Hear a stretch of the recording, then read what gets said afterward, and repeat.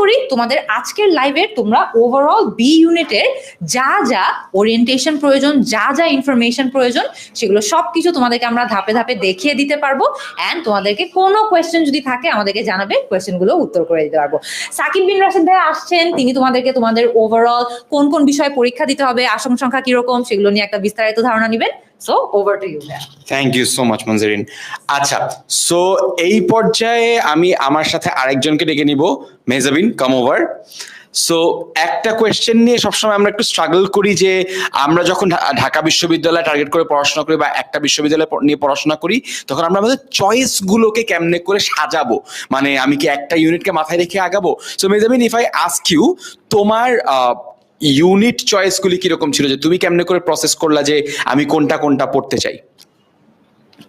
Thank you. আচ্ছা, এটা নিয়ে আমি এর আগের আই থিঙ্ক ওরিয়েন্টেশন লাইভ যেটা ছিল সেখানেও কথা বলেছি। সেটা হচ্ছে